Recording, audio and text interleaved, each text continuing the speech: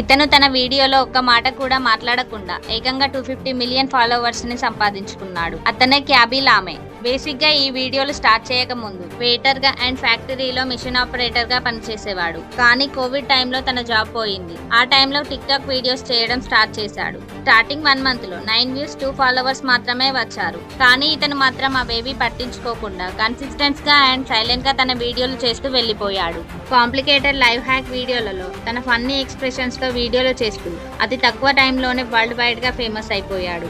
ముఖ్యంగా తను చేసే వీడియోస్ లాంగ్వేజ్ తో సంబంధం లేకపోవడంతో ప్రతి ఒక్కరూ ఫాలో అవ్వడం స్టార్ట్ చేశారు. ఇతను ఇప్పుడు బ్రాండ్ ప్రమోషన్ కోసం కోట్లలో ఛార్జ్ చేస్తున్నాడు. తన consistency, hard work and uniqueness తో 0 to హీరోగా మారిన క్యాబీ గురించి మీ అభిప్రాయం ఏంటో కామెంట్ చేయండి. జస్ట్ కాయిన్ ని చూసి అది ఎక్కడ తయారు చేశారో ఇప్పుడు మీరు ఈజీగా చెప్పవచ్చు. కాయిన్ పైన ఇయర్ కింద ఒక మార్క్ ఉంటుంది. దానిని బట్టి అది ఎక్కడ తయారు చేశారో తెలుసుకోవచ్చు. మన ఇండియాలో కాయిన్ ప్రింటింగ్ ప్రాసెస్ 4 ప్లేసెస్ లో జరుగుతుంది.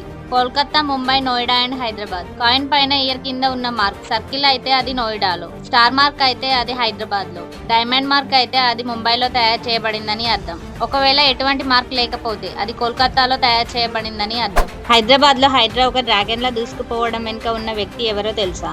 హైడ్రా అంటే Hyderabad disaster response and assets monitoring and protection. ఇది ప్రభుత్వ ఆస్తులను రక్షించడం, చెరువులు, నాలాల కబ్జాకు అడ్డుకట్ట వేయడం, ఇల్లీగల్ కన్స్ట్రక్షన్స్ తొలగించడం వంటి విషయాల్లో నిబంధనలు కఠినంగా ఉండేలా పనిచేస్తుంది.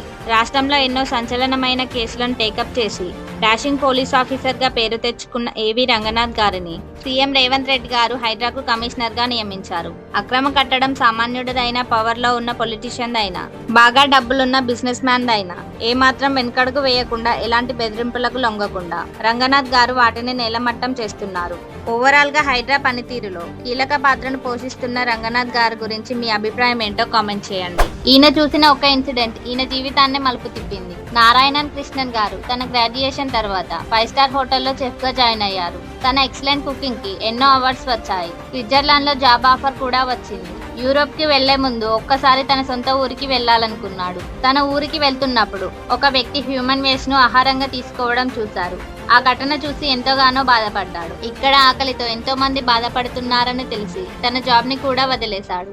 మెంటల్లీ డిసబుల్డ్ అండ్ తమని తాము చూసుకోలేని వాళ్ళకి సేవ చేయడం మొదలుపెట్టాడు. తన ఓన్ సేవింగ్స్ తో నారాయణన్ గారు 2023లో నాన్ ప్రాఫిట్ అక్షయ ట్రస్ట్ ని స్థాపించారు. ఈ ట్రస్ట్ ద్వారా హోమ్లెస్ పీపుల్స్ కి, ఎల్డర్ పీపుల్స్ కి, బ్రిడ్జ్ కింద టెంపుల్స్ దగ్గర అడుక్కునే వాళ్ళకి ఫుడ్ ప్రొవైడ్ చేస్తున్నారు. నారాయణన్ గారు అన్ని దానాల్లోకెల్లా అన్నదానం గొప్పదని గుర్తించారు. సాయం పొందిన వారి కళ్ళల్లో ఆయన చూసిన ఆనందమే ఈ సేవ కంటిన్యూ చేయడానికి ఆయనకి ఒక మోటివేషన్ లా నిలిచిందట. ఒక మహిళ 30 ఏళ్ల పాటు స్వీపర్ గా పనిచేస్తూ ఏం చేసిందో తెలుసా? జార్ఖండ్ లో గత 30 ఏళ్లుగా స్వీపర్ గా పనిచేసిన సుమిత్రాదేవి గారికి తన రిటైర్మెంట్ రోజున తన తోటి స్వీపర్లు మరియు మున్సిపాలిటీ సిబ్బంది ఒక చిన్న ఫంక్షన్ అరేంజ్ చేశారు.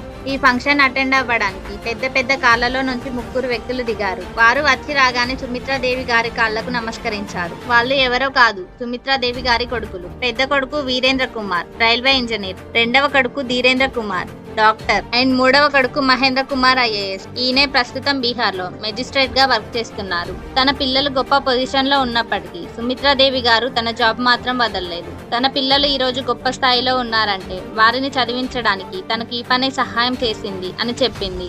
ఎన్నో ఏళ్లుగా అవసరానికి అన్నం పెట్టి నా కుటుంబాన్ని ఆదుకున్న ఈ స్వీపర్ పని నాకెప్పుడూ గొప్పదే అని చెప్పుకొచ్చింది. ఓవరాల్ గా సుమిత్రాదేవి గారి గురించి మీ అభిప్రాయం ఏంటో కామెంట్ చేయండి. ఇల్లీగల్ శాండ్ మాఫియాకు అడ్డుగా వస్తుందని చెప్పి ఈ లేడీ ఐఏఎస్ ఆఫీసర్ ను భయపెట్టారు. ఆ తర్వాత సస్పెండ్ కూడా చేశారు. వారే ethical, honest, fearless IAS officer Durga Shakti Nagpal garu. Uttar Pradesh లోని యమునా అండ్ హిండన్ రివర్ నుంచి ఇల్లీగల్ గా ఇసుకను తరలిస్తున్న ఒక మైనింగ్ మాఫియాకు వ్యతిరేకంగా లేట్ నైట్ రైడ్స్ చేశారు. ఆ రైడ్ స్టార్ట్ చేసిన కొద్ది రోజుల్లోనే 120 మందిని అరెస్ట్ చేసి 300 వెహికల్స్ ని సీజ్ చేశారు. ఇది శాండ్ మాఫియాకు నచ్చకపోవడంతో తనని ఏమీ చేయలేక దుర్గా గారి ఫ్యామిలీ మెంబర్స్ పై బెదిరింపులకు పాల్పడ్డారు. అండర్ కవర్ కన్స్ట్రక్షన్ లో ఉన్న ఒక మసీదు గోడను కూల్చివేయించారు అనే ఒక సాకుతో యూపీ గవర్నమెంట్ 2013లో దుర్గా గారిని సస్పెండ్ చేసింది. ఇలా ఒక రాంగ్ రీజన్ చెప్పి సస్పెండ్ చేయడంతో దేశవ్యాప్తంగా ఆ సస్పెన్షన్కు వ్యతిరేకంగా ఐఏఎస్ ఆఫీసర్లు, లీడర్లు అండ్ వందల మంది ప్రజలు రోడ్లపై నిరసనలు చేసి ఆమెకు సపోర్ట్గా నిలిచారు. దాంతో స్టేట్ గవర్నమెంటే దిగివచ్చి ఆమెపై వేసిన సస్పెన్షన్ను ఎత్తివేసింది.